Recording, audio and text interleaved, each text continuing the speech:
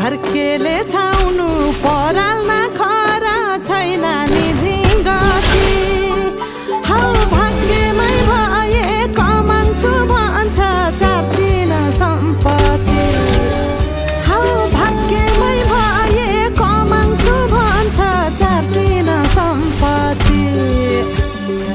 गाई भने सानो दुध दिन्छ मानो खानु कि नखानु मागेरै लानु नसक्नेसँग जानु कि नजानु